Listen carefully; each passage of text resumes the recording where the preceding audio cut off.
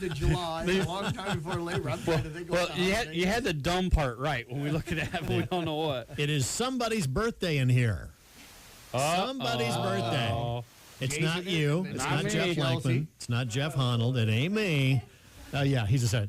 Jason, back there with Johnston Communications. Did you It's bring his the rum? birthday. So I figured we should do a special Jason interview today to start off. Yeah. the Oh, day. So Jason, absolutely. come on Jason, over. how Get are over you? here. Come on over.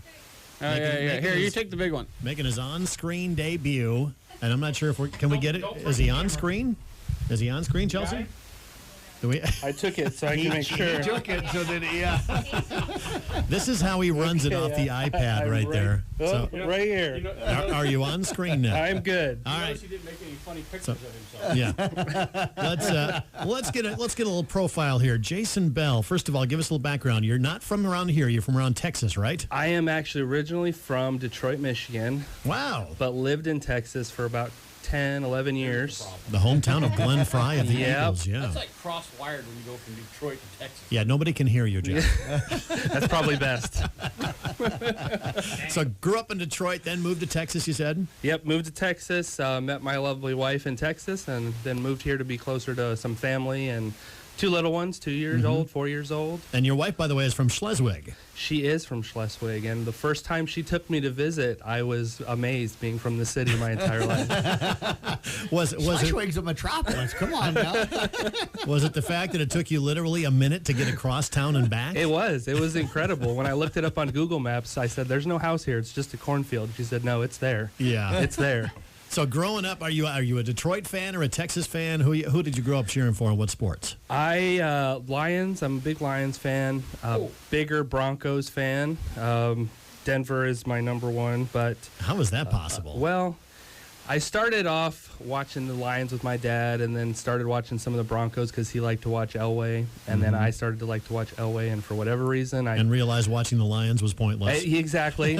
You start to see one team win and the other team go home sad every week. So you as a young kid even, you say, well, I guess I should support these winners and not the others. So You just kind of want to be happy every once in a while. So growing up in Texas, hot down there, so you're kind of like these summers are nothing for you probably. Oh no, it's not the other. When was that? This past weekend was kind of brutal when it was 109 heat index. So that was kind of reminiscent of home. But no, I definitely am. I prefer the cold. I'm not a fan of the hot, and I'll take cold over hot any day. Really? Oh Yeah. yeah, definitely. That's a shocker. Yeah. Yeah, Well, no wonder you keep the fan on you. back there. Exactly. talk about the kids. You said you got 2 young ones, right? Yep, 2 years old, 4 years old, Paxton and Mason. I mean, what can you say? They keep us busy when we're not working. They run around like crazy. They're absolute madmen. Are they going to be into sports? Are you steering in that direction? I'm going to say Mason, the youngest one, will probably be into football and things like that. He's already tackling people. Paxton, the older, is probably going to be more intellectual. So he'll be the bookworm. All right, so you got one of each going Exactly. on. there. So We're you and set. You and your wife have a work cut out for them. So the one thing we haven't heard yet, age? What's the birthday today? I am turning 36. 36. Yes. All right. I'm going to narc on Chelsea. She said he's old today. Easy to say, yeah, when you're only 31, I suppose. Yeah. Yeah, we won't even discuss You guys age are on the both rest of pups. it. Yeah. You remember 30. Yeah, I don't either. Well, happy birthday to you today. Thank you, guys. Yeah. Just figured it would be a Thanks good day for to make making your your debut your here today, rewind too. debut. So, I do have a little announcement, John. okay. Friday will be my 28th wedding anniversary, so happy anniversary. 28 So years. everybody, it's kind of a yearly bet now. Everybody bets the under, so all of you guys will lose Friday, pay up. Well, the- Everybody bets that I won't make it another year, or she won't make it another year. How's that? So all right. Well, Lisa, congratulations Yeah. on that one. Yes, Yeah, sir. and we're sorry. How you do it, we don't know. I had a minister say to her one day that there is a special place for her in heaven. She is a saint. Jeez, Yeah. Yes, I- yes. I get it. I wish I could argue, but Speaking of good people, Carroll native got a very special treat last Friday at Wrigley Field. Yes. Of course, we're talking Nick Nurse, the coach of the Toronto Raptors, lifelong Cubs fan, got to sing "Take Me Out to the Ball Game" at Wrigley Field. I mean, I know you're a Cardinals fan. It's and good you're to a be on Reds top, fan. isn't it? Yeah, but He you know did a what? good job. He threw the Harry Yeah. Carey glasses on and everything. You know what? And he didn't sing too horribly. I was in Chicago one time for opening day. And, well, see, here's the story behind this one because Steve Cochran was a radio guy out in Chicago. He said the worst rendition he's ever heard of Take Me Out to the Ball Game was Michael Bolton, the singer. Okay. He says he sang it perfectly in pitch, on key, everything, and everybody hated it. Right, because it's not the way it's supposed to be. No, you're Yeah. supposed to make everybody else feel good about the way they sing, and he Right. made everybody feel bad. So Nick sang well enough, but not quite, not quite the Michael Bolton level. But we got a little cut here from the Nick Nurse singing the "Take Me Out to the Ball Game" at Wrigley Field. Yes, conductor for Take Me Out to the Ball Game, Toronto Raptors head coach and lifelong Cubs fan, Nick Nurse. All right, let's do this one for Harry. Let me hear ya. Gary, here we go. A 1, a 2, a 3. Take me out to the ball game. See, not too bad. Yeah. You know? It's good to be Nick Nurse right now, isn't it? Oh, man's on top of the world. Yes. Well, aside from the Kawhi Leonard thing, but Well, Yeah. But, He'll be all right, but though. you He'll look be at him all though, the pressure's off. I mean, Yeah. you lose your best player. It's going to be tough to defend. Now, I mean, it takes that pressure off. You got to go find the players. He's not in charge of keeping or finding players. Right. Yeah. He's got to coach what he has. And congrats to him on that because, as he told us when we interviewed him, that's kind of the one thing on the bucket list he was really hoping to get a do out of this, and now he's got that opportunity to do it. So Love the fact he threw on the Harry Carey glasses before, Absolutely. did that. I mean, he belted it out like he's been there before. Been Yep. there, done that. yeah, he looked a little nervous as they were introing him, and then as soon as they got the intro in, the nervousness went away, and he took over. Yeah. Gamer. Now, we got another text, too, about another great honor. Yeah, absolutely. For another Carol May. Yeah, Tom Maystat. He is now the he's going to be the Head athletic trainer for the New Orleans Pelicans. Now, wasn't he with the Phoenix Suns? He was with the Phoenix Suns, Yep. and Aaron Nelson, who we've interviewed here before on this show from Manning, is the new medical director for the New Orleans Pelicans. So we're going to try to get a hold of Tom here and get him on here in the future and catch up with him about how things are going. If we could weasel our way somehow of getting a trip paid for to Toronto and New Orleans, now we're talking about a really good deal going on for us. I'm trying to go to Vegas, and I realize the travel ban on me going to Vegas is off, but I'm 99.9% sure there's still a travel ban on me going to New Orleans. Was that Lisa imposed travel ban? No. I think there was at city limits. I'm pretty sure it's still up in New Orleans. Is it a law enforcement deal? It might be in New Orleans. That would be fun, though. I've never been to New Orleans We for that should before. look to do that. We would be interesting to do the Rewind show from Toronto. Or We need to take this. Roadcast. Can We need to take this show on You the know road what? somewhere. I bet our friends over there let me take the Sling Studio. We could actually do it live too. I believe if we're going to New Orleans or Toronto, they're going with. Yeah. All right. So- Well, hey, we got in Well, studio. Jason being from Texas, you might have been to New Orleans before. It Yeah. has. He could show us around. I've never been there. And with Honnold Band, Yeah. I maybe ought to stay back here and run the studio. Also saw something recently on Facebook. Greg Custra. Yeah. Bruno, which I didn't know that was his nickname. Yeah, by the way. Bruno was helping out at the Kemper Fieldhouse teaching weightlifting techniques. This guy has gotten amazing results from local athletes. He's been working with a lot of them. Does a terrific job with all of that. Yeah, absolutely. And I've gone to a lot of events with Greg, national events, and we know Greg. Greg is Bruno. He's a great guy, and You guys have both trained with him. Yes. We don't want to hold that against him. But to see the respect that he gets throughout the weightlifting community nationally. I mean, there are literally people that come up and seek him out at national events. I always tease him. It's just like the Godfather. Everybody comes up and kisses his ring. But there's about 4 of them that are kind of the old guard, old school, and they all come up. I mean, he usually holds court at a pretty good table whenever we go out to eat. yeah, and you know the respect level he has, nationally and even worldwide when the U.S. weightlifting coach is good friends and has him out there, and talks with him on a regular basis. That shows you the respect. He's had athletes from all over the country come in and train for him. Olympic athletes have come in and trained at his places. So he actually trains the coaches at UNI. Yeah. I mean, here's a guy that goes. They send him around the country to train the coaches. So great guy. I'm glad he's in town. Fun to be here tonight. He's been yelling at me. He and I need to go spend the night and hang out a little bit. But Yep. I mean, talk about some great talent right here in Carroll. I mean, all these Absolutely. people are right here from the Carroll area. So, just some news and notes about some people around the area. But the biggest highlight, of course, Jason's 36th birthday. So, Yes. Yeah. You guys got big plans? Okay. Isn't this big enough being I would in the think studio so. for Yeah. KCIM he's Sports on Rewind? Rewind. What more can you ask for? He Made got his to make his debut. Yeah. He's got to go hook up a VCR later on today, right? Yeah. Do you guys read manuals for fun at home on how to hook stuff up? Well, we got to talk about the KCIM All-Star baseball softball game coming up and a little something called the postseason.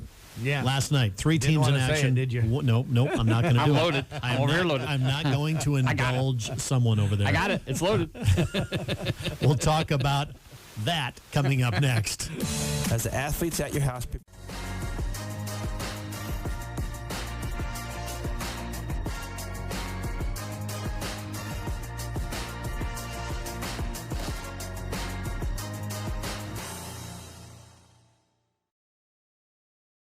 In the newly renovated sports performance facility. If an injury is keeping your athlete out of the game, call St. Anthony Rehabilitation Services at 794-5000 for sports injury and treatment rehab. It is KCIM Sports Rewind. Sports Director Jeff Blankman, Jeff Honnold, and John Ryan along with you. Say it. Playoffs! He's gotten better at that. He has actually gotten better at He's that. starting to sound a little bit more like him all the That's time. getting pretty close. Every hair on the back of my neck is standing up right now, but that's okay. I didn't go through the whole one. I just gave you the one. I could have. I mean, there's more to that. I know there is more. So we'll. I watched that live. We'll call it good at that. Why can I always see that coach's face and never think of his Jim name? Mora. Jim Mora. There Jim you go. Mora, yeah. I was crying when he did it. Jim the Mora first time. senior, not- senior. yeah. Yes.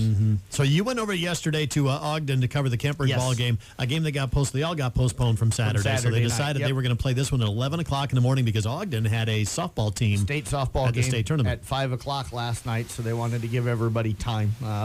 They probably could have played it a little bit later in the day, probably around 1 o'clock or so. But to be honest with you, 11 o'clock start was good for me. It Yeah. was really Actually, it was nice kind of and fun. It was, yeah. It was kind of neat having kind of early morning, early afternoon baseball. But Kemper got off to a good start too. They led. did. Yep, they did. Fell down 1-0 right away in the bottom of the first, and then Aaron Trek came up in the second and hit a home run to tie it, a solo shot to lead off the inning, and then they got a 2 RBI or an RBI double, I should say, from Kyle Berg in the second and led it 2-1 at that point. But a couple of miscues hurt them in the fourth inning.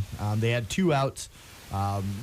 Had an error that would have ended the inning, and what good teams do is they take advantage of the miscues that you give them, and Ogden went out and scored 3 runs in that fourth inning with those 2 outs and grabbed the lead, and then added 2 more runs in the fifth inning. They go up 6-2, and then added an insurance run in the bottom half of the sixth inning.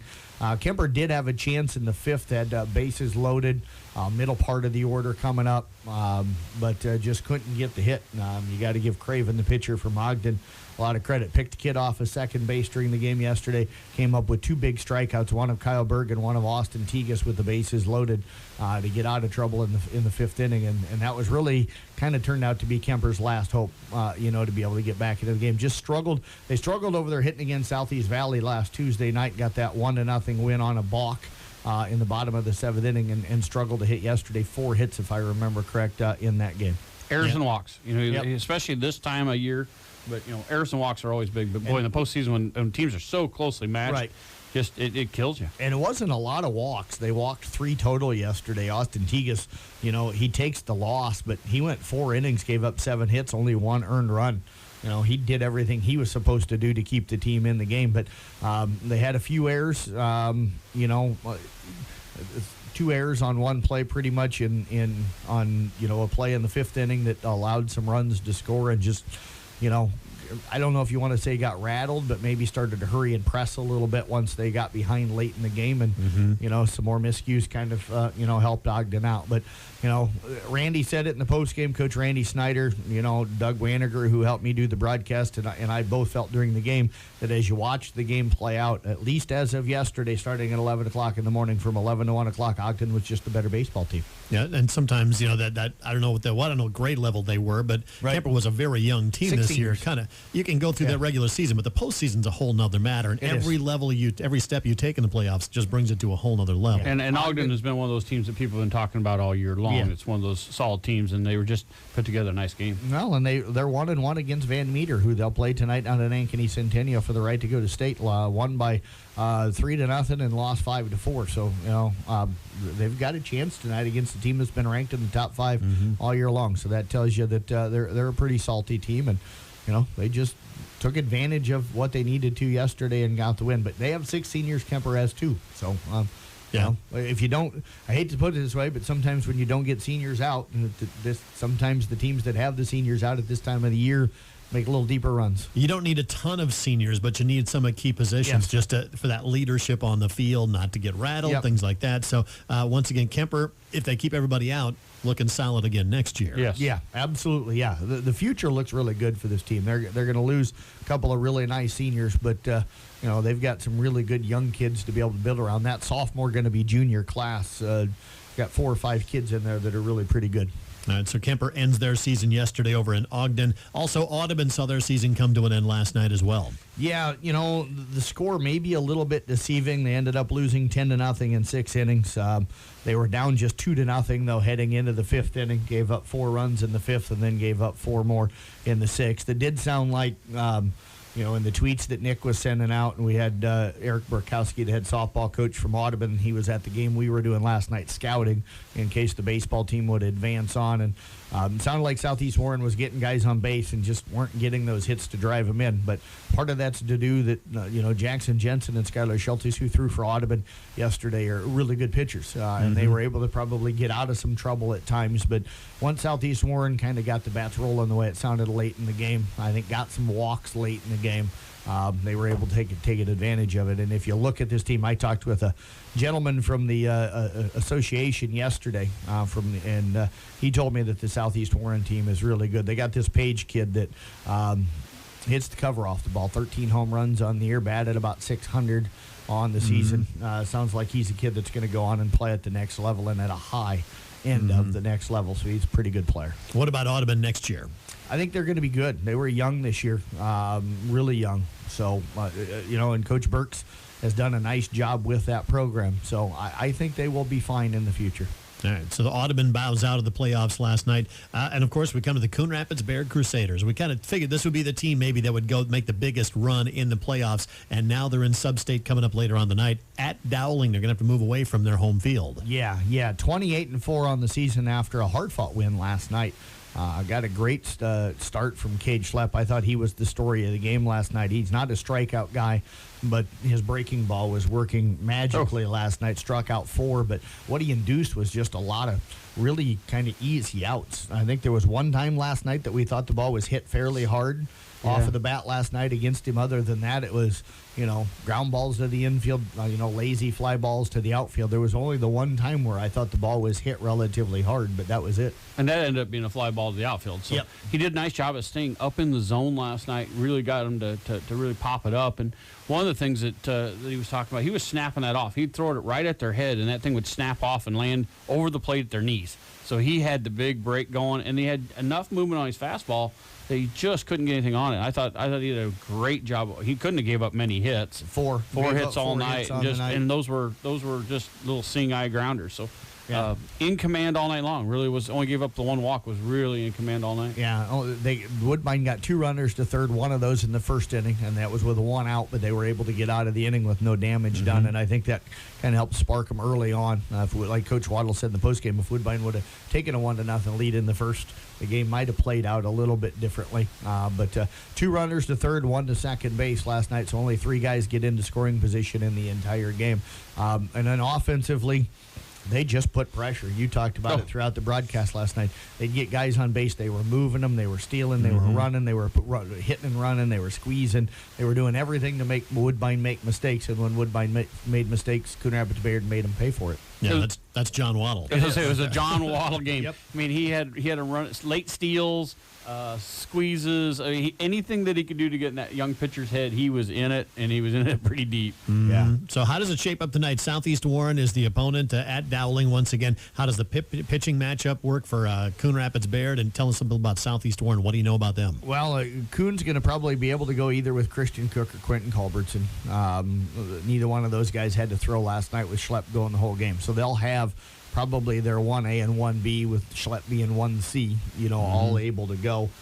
My guess, what a luxury that is. Yeah. Well, and that's what we talked about going into that game is that, with the sub-state game right after, you only get 25 pitches to be able to bring the kid back, or 24 pitches, and you bring the guy back next day. So they were going through all the pitching things in their head and what they were going to do. So what a luxury he had in Schlepp being able to go the entire game. That really freed him up, knowing that he's not going to be able to pitch tonight. He took care of it. Now they got 2 pitchers that are ready to go. You bet. And my guess is, even though Audubon or Southeast Warren, threw the Kiner kid, I know he got the win last night. They've got some other really good pitchers, that are available. They got Bryce Hall, who's 5-1, Tanner Durking, who's 5-2, and then they got a Mason Murfield, who's 4-0 on the year. And the Hall kid's ERA is at 1.14, and he didn't throw last night. So here's a kid that's thrown 43 innings, walked just 13 on the year. He struck out 46. Wow. So they're going to be able to counter probably with a good pitcher, even though they threw their ace last night. But we don't know how many pitches he threw in that game. But my guess is he threw more than the 25, so he probably won't be able to go tonight. And you look at John Waddle, and we talked about the hitters from Southeast Warren. Don't be surprised if he just walks him every time. Right. I mean, he'll play that mental game with those guys and frustrate Yep. and make those other kids beat you. He's done it before, and it's really frustrating. And what you see when they do that it really frustrates a hitter, it sometimes affects their defense too. So he'll do that just in order to try to play with them. And he may not intentionally walk him. He may just pitch around him to really – he really messes with you. Yeah, the one thing, though, looking at averages, and I'm one of those guys that doesn't believe much in batting average as a stat to pay a lot of attention to, but, you got 4 guys that are hitting well over 400. You got 7 guys in the lineup that are batting hitters, 350 or more. So the question is you walk one guy, you might be facing another guy that's pretty much just as good with guys on base. So it's an option. You never know. It's certainly something that he could try, but it's one of those things you wonder if he'll try it with those kind of sticks potentially in the lineup. But the other thing that I say is you don't know who they've played. I mean, I can look at quick stats, but, besides Audubon, I don't know much about most of the teams that they've played. I know they've split with Martinsdale St. Mary's, who's a top 5 team and one of the premier programs in the state of Iowa this year. So I know they've played some good competition, but I know they've also, played some teams that, aren't great. So, some of those numbers might be a little bit exaggerated. Well, John too. said they've already been reaching out for information. Yep. I guarantee you he was on the phone all night long, and he's still on the phone this morning trying to get more information. He's got a lot of contacts. He probably had quite a bit of it collected ahead of time. I'm guessing he has video somewhere. Yeah. With all those kind of numbers you can throw out there, it always usually comes down to a defensive play. Yep. Miscues somewhere along the way. I mean, you can throw out, they're so evenly matched all the way across the board and pitching things. It comes down to that little sharpness on defense sometimes that gets overlooked during the regular season. You can make up for it. In the playoffs, it's just magnified. And that's where Coon usually doesn't hurt themselves. Coach teaches the fundamentals so well. They move. They're where they need to be. They get positioned ahead of the pitch to be in position to be able to make plays. And that's generally where this program doesn't hurt themselves. Okay, we're going to step aside, take a break. We'll be right back. More of KCIM Sports Rewind coming up. As the athletes at your house.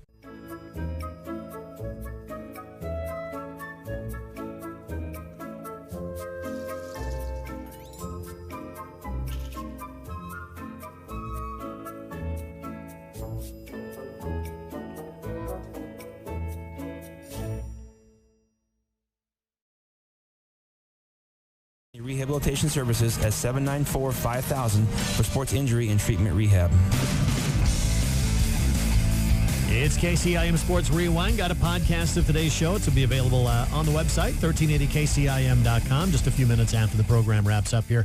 We forgot to talk about the Carroll baseball team once again. They made their playoff appearance down in Harlan, as always. Yep. Do we not have a nice stadium here or something? Yeah. It's amazing. They always have to open up in Harlan, and they took on Winterset and bowed out. But what a great season! How many strides forward did this program take? A lot, an awful lot. And that senior group's got to be really proud of themselves. Talked with Devin Bach and Cade Nissen after the game, the two seniors, and they were really sad to see their careers come to an end. But I think they knew what they've done.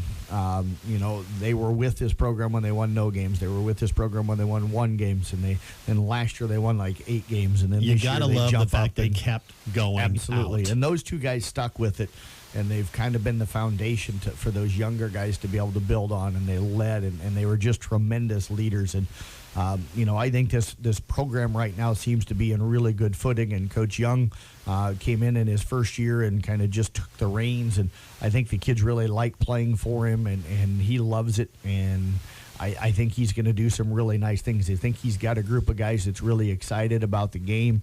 I think that sophomore going to be junior class there really loves the game of baseball, and they're going to put some time in during the offseason to get better. And I look for good things for this program in the future. Those seniors left it in better shape than they found it. Yep. I thought Coach Ostrich did a nice job of getting the kids taught again and get them going. And watching this Carroll team, it reminds me of a young Coon Rapids team when they first started coming out. A lot of fundamental work. They got a lot better at just the fundamentals of baseball, the little things. Do the little things every day. And I got to see a couple practices down there setting up, and I think there's good things going to happen. They're going to do these little things that just make things happen. And for Coach Young, you think about it, first year as the head coach coaching against Raccoon River Conference teams. He'd been in the Hawkeye 10 as an assistant over in Denison prior to this. So learning the teams, learning who their pitchers are and what they throw, and he kept detailed information on everybody that they faced, and that's going to help them when they face those guys in the future. And he never really got a chance to have an off-season pitching program. So this will be the first year he can try to build pitchers through the winter. I think that'll make all the difference in the world. You got to get it kind of like Coon has, where you got 5-6 guys you can go to, and I think you give him a winner of that, he'll be fine. Absolutely. Got to talk about the All-Star game coming up August the 4th. It's going to happen at the Carroll softball field. You bet. Looking forward to it. Gates will open at 5:30. There's no admission. I'm sure that I haven't talked with Carroll, but they I'm going to charge admission. I'm going to keep that. Okay. I know that the Carroll Booster Clubs always run concession stands, so I'm assuming, I haven't talked to him yet, but I'm assuming that they'll probably do that. There's rumors that you're trying to get a dunk tank. Yes, so that the kids and people in the audience can try to put you or me in the water. I want more explanation about that. Well, as I told you last night during the broadcast, you and I tend to pick on a lot of people, so we thought maybe that, that's not the objectionable part. The Speedo is the objectionable part that we're all I'm not wearing one, so there's no fear there. That would get me out. I need to think about it. Do they make tent-size Speedos? Yeah. But I right now, to be honest, it doesn't look like it's going to happen. Been working on it. Can't find anybody that's got one, so I made a couple of more calls yesterday. So hopefully we'll get something figured out between now and then. We know where we'll put it. We know what we're going to do with it. But right now, not been able to find one. So we'll keep working on that. But all the festivities will start right at 6 o'clock. We'll have a home run derby with slow pitch softballs that we'll get from, Bob Fossbender. Bob Fossbender, thank you. And, and bats. And we'll do a home run contest for the girls and boys. And then we'll have an all-star game. It'll be a quick, fun one. Let the seniors have a little bit of fun. And then we'll have a quick award ceremony after that. And then if we have the dunk tank, that's when we'll do the dunk tank. I don't want to have Jeff and I getting dunked and then having to work all the rest of the things soaking wet. So is it you can't find a dunk tank, or there's just not one that'll hold enough water to let me fall in it? We did talk about the fire department might need to be there to be constantly filling as him and I get dunked. So I love, by the way, that's when you get those guys out there, they see the short fences. That 16-inch ball is like hitting uphill. It's water. It's just Last year we had a home run contest and we had 4 home runs, I think, the whole time. I think Kyle Berg or Ben Berg hit 2. I think Kyler Steinborn hit 1, and then Allie Mertz hit 1 for the girls. So I think that was also. Hopefully this year they'll kind of figure it out to swing a little bit more. Plus they're going to hopefully last year I got having to pitch, and I'm horrible at slow pitch, as a pitcher. So I'm literally out there trying to find. I'm going to make a few phone calls here, but I've got some guys that are good slow pitch pitchers. I'm going to try to get them in there, and maybe they can throw a little better pitch for the kids to hit. All right, so it's August 4th. What times again? Again, gates will open at 5:30. All the festivities will start at 6 o'clock that night. All right, looking forward to that. That is KCI. Free too. Free and open to the public. All right, once again, free and open to the public. So look for a podcast of Rewind coming up on the website, or of course the live stream with our friends from Johnston Communications. And happy birthday, Jason, one more time. Happy birthday, Jason. 36 years old today, or as Chelsea puts it, officially old today. So welcome to the club. You've already got 3 other members in the room with you right now.